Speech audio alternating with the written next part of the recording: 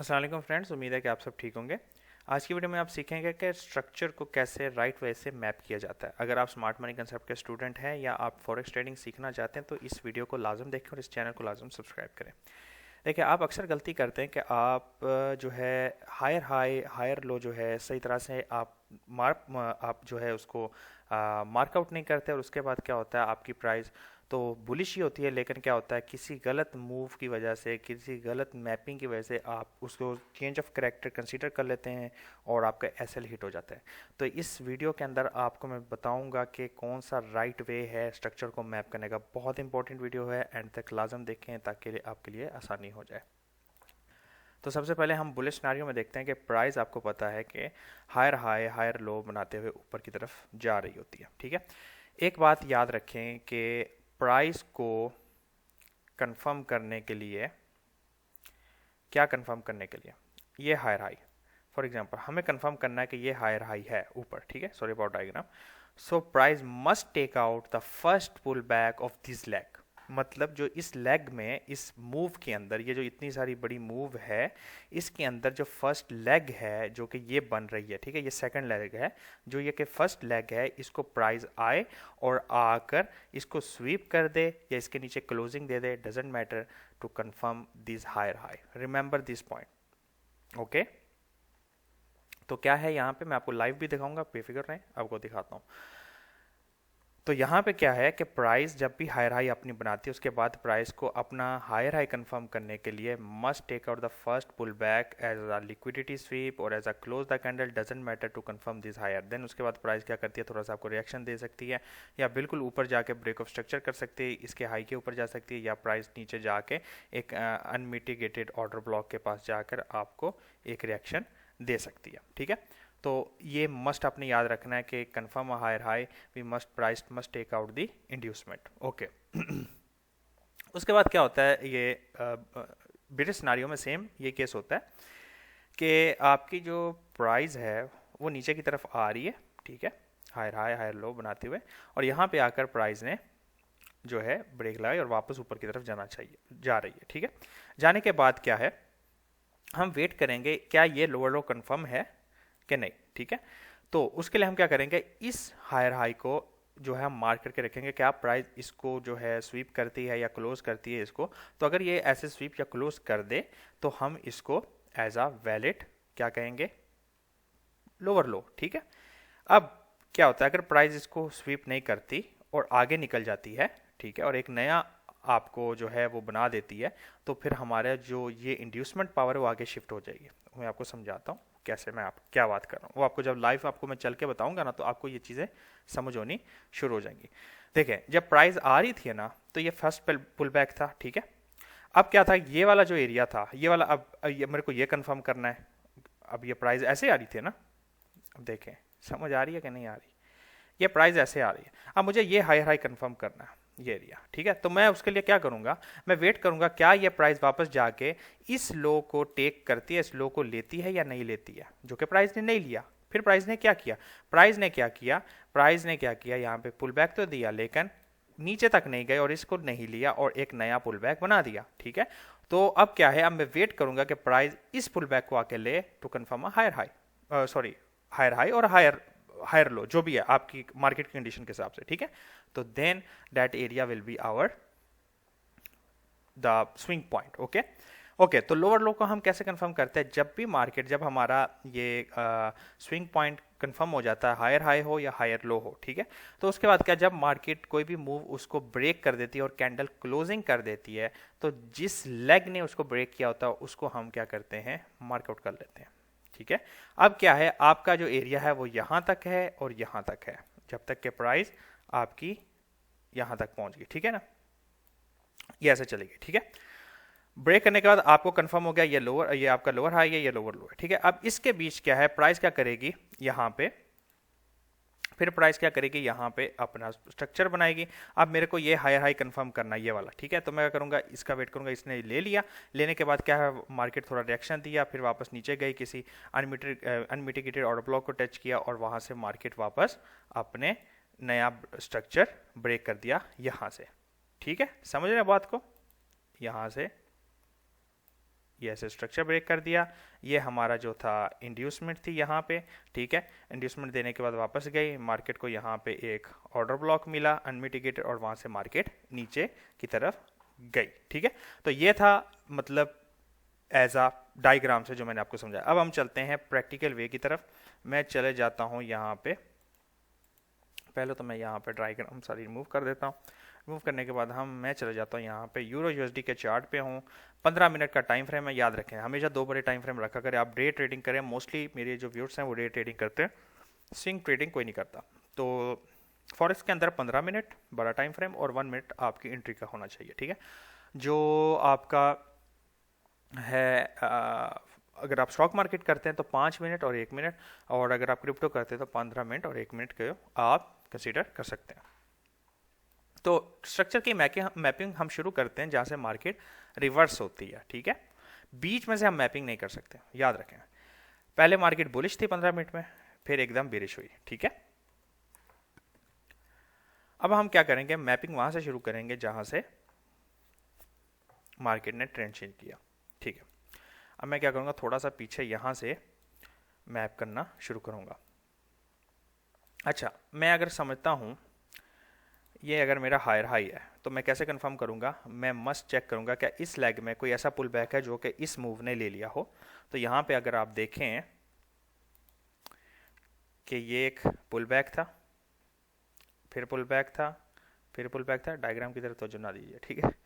फिर pull back था, market ऊपर गई और फिर नीचे आई। अब मार्केट ने, मैं इसको जरा साइड पे कर देता हूं ताकि आपको समझ आए। अब मार्केट ने क्या किया, अब यहाँ पे समझे, बड़ी समझने की बात है।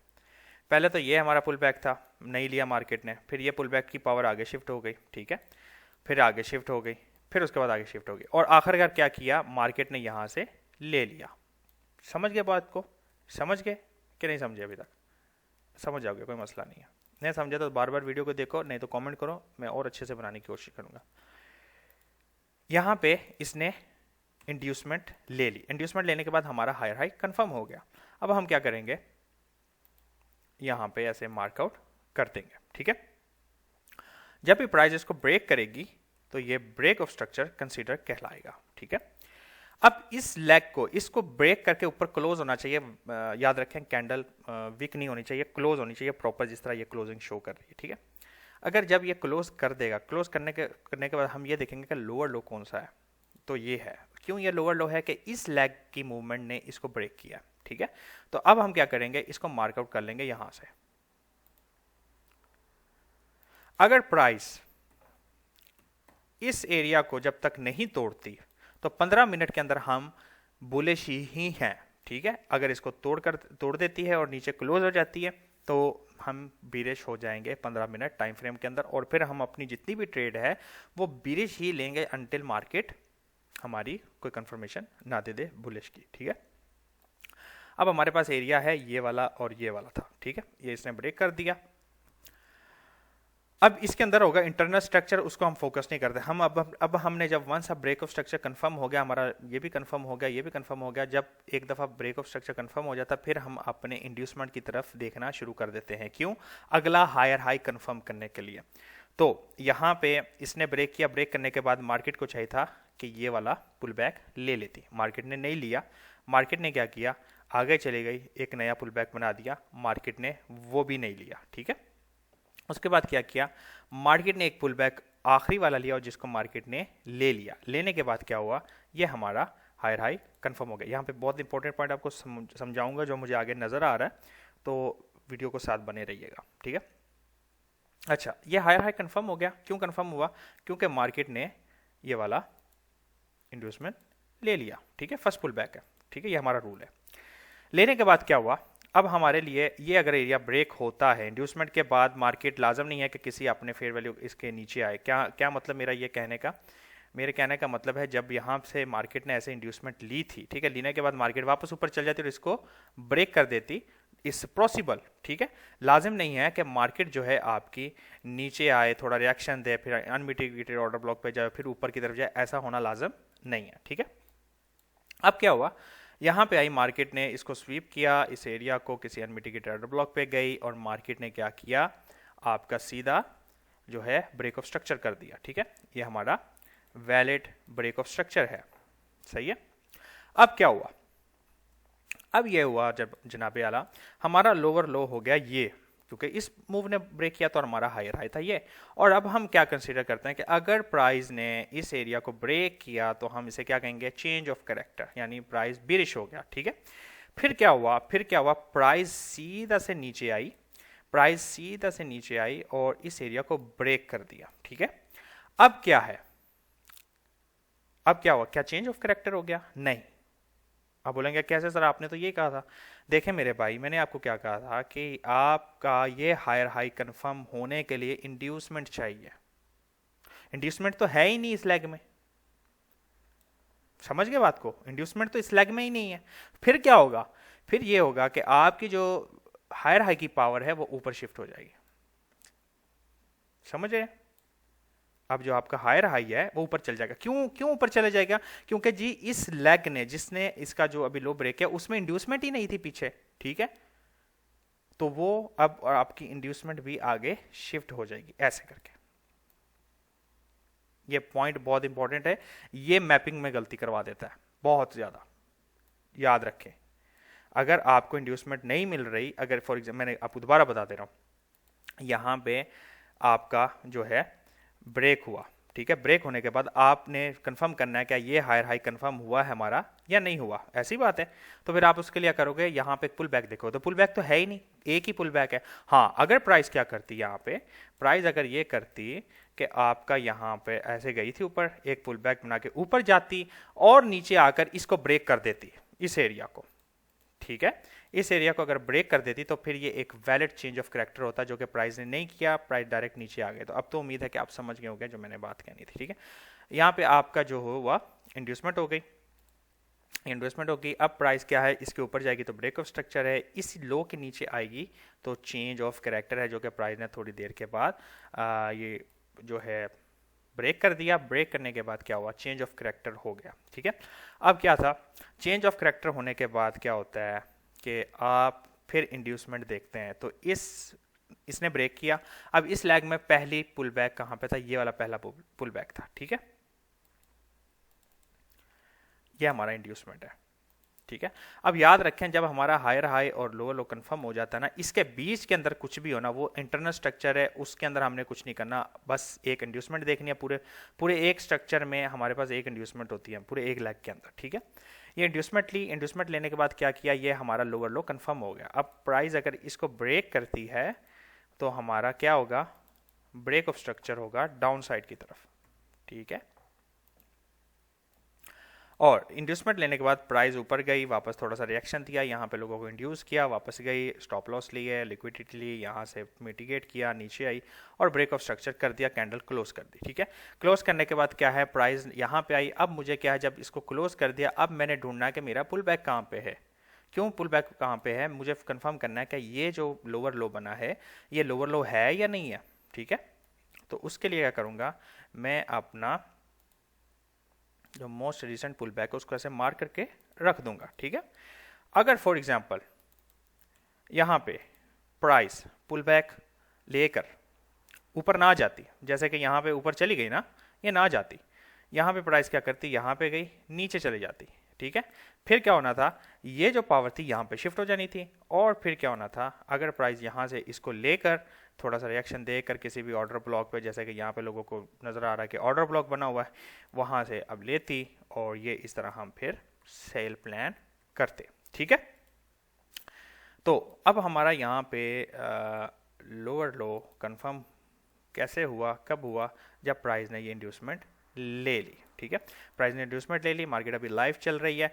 लाइव होने के बाद क्या है कि हम जब इंड्यूसमेंट ले लेती है प्राइस, तो उसके बाद क्या है, हम छोटे टाइम फ्रेम पे शिफ्ट होते हैं, जो कि मैं आने वाली वीडियोस में बताऊंगा। और यहाँ पे अपने कई किस्म के जो है एंट्री मॉडल है, chalk, flip, single candle mitigation, single candle order block, बहुत सारी इंडिकेशंस हैं जिसको हम यूज़ करके एंट्रीज लेते हैं। तो बताने का मकसद क्या था इस वीडियो का, कि आपको स्ट्रक्चर की मैपिंग आनी चाहिए। आपको पता होना चाहिए कि अगर मेरा लोअर लो कंफर्म तभी होगा जब मेरा फर्स्ट पुल बैक को एज अ इंड्यूसमेंट मार्केट ले लेती है, चाहे वो क्लोज कर दे, स्वीप कर दे, डजेंट मैटर। ओके, उसके बाद क्या है, प्राइस जो है रिएक्शन दे के और आपके किसी अनमिटिगेटेड ऑर्डर ब्लॉक को करके नीचे की तरफ जाएगी। अच्छा, अब याद रखें मार्केट कब तक हमारी बिरिश, अभी अब बिरिश चल रही है ना मार्केट, तो कब तक बिरिश है? इसको ब्रेक ऑफ स्ट्रक्चर किसने किया था? इस मूव ने किया था, ये वाली लेग ने किया था। ठीक है, तो मैं इसको मार्क कर लूंगा और इसको लिख दूंगा चेंज ऑफ कैरेक्टर। अगर प्राइस जो है इसको ब्रेक नहीं करती, इस एरिया को ब्रेक नहीं करती, जो कि ब्रेक ऑफ स्ट्रक्चर हमारा कहलाता है, अगर इसको ब्रेक नहीं करती तो और ऊपर जाके ब्रेक करके क्लोज कर देती है, तो हमारी मार्केट जो है बिरिश थे बुलिश कन्वर्ट हो जाएगी 15 मिनट के अंदर। ठीक है, और अगर नीचे चले जाती है तो फिर ये जो है चेंज ऑफ कैरेक्टर वो आगे बढ़ता जाएगा। फॉर एग्जांपल, क्योंकि अगर फॉर एग्जांपल प्राइस अगर ऊपर नहीं जाती और इसी लेग को नीचे लेके आ जाती है, तोड़ जाती है, तो ये हमारा लोअर लो हो जाएगा। और फिर अगर हमारा हायर हाई, फिर वो डिपेंड करेगा कि हमारी जो है प्राइस जो है पुल बैक लेकर कौन सी जगह पुल बैक लेते हैं। ऐसे पुल बैक लेगी, थोड़ा सा रिएक्शन देगी, ऊपर जाएगी और वापस इस एरिया को आपको वो कर देगी ब्रेक। ठीक है, तो उम्मीद है कि आपने इस वीडियो में काफ़ी कुछ सीखा होगा। आने वाली वीडियोस बहुत आएंगी जिसके अंदर मैं आपको वैलिड पुल बैक बताऊंगा। क्यों के लिए? वैलिड पुल बैक इंड्यूसमेंट के लिए बहुत ज़रूरी है। अब कोई लोगों के लिए ये वैलिड पुल बैक हो सकता है, लेकिन नहीं, ये वैलिड पुल बैक नहीं है, ये वैलिड पुल बैक है। ठीक है, और ये वैलिड पुल बैक है। बहुत सारे सिनारियोस हैं जो आपको सीखने हैं, इसमें बहुत डीपली मैं आपको समझाऊंगा। तो आपने इस चैनल को सब्सक्राइब कर लेना है और हमारे साथ बने रहना है। बेस्ट ऑफ लक, अल्लाह हाफिज़।